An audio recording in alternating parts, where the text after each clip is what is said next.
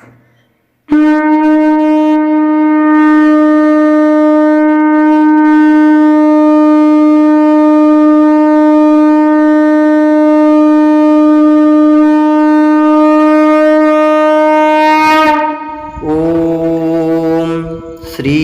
परमात्मने नमः। हरये नमः। श्री गुरुचरण कमलेभ्यो नमः। श्रीमद्भगवद्गीता अथ पंचमोऽध्यायः। श्लोक 27, 28 एवं 29। श्लोक 27।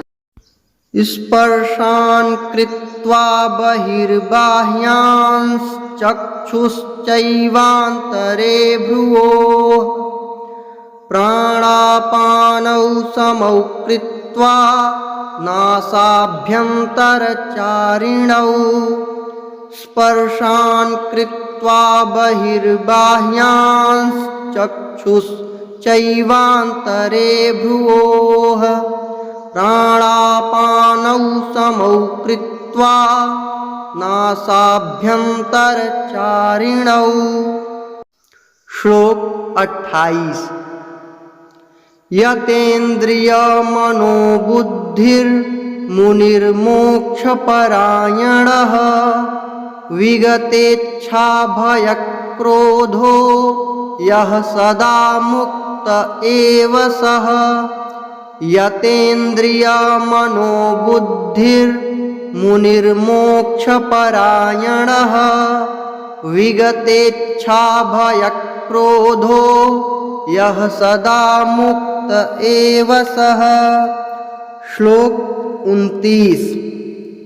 भोक्तारं यज्ञतपसां सर्वलोकमहेश्वरं सुहृदं सर्वभूतानां ज्ञात्वा मां शान्तिमृच्छति।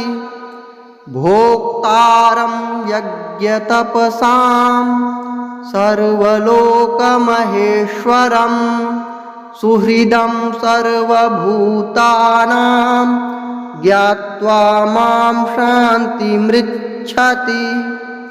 श्लोक 27 एवं 28 का अर्थ।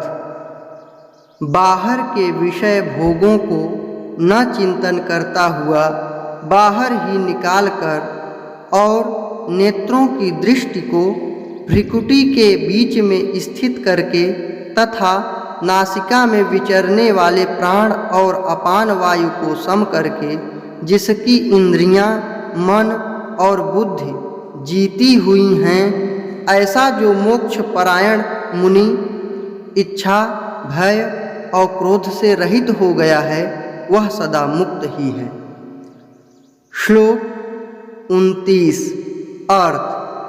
मेरा भक्त मुझको सब यज्ञ और तपों का भोगने वाला, संपूर्ण लोकों के ईश्वरों का भी ईश्वर तथा संपूर्ण भूत प्राणियों का सुहृद अर्थात स्वार्थ रहित दयालु और प्रेमी, ऐसा तत्व से जानकर शांति को प्राप्त होता है।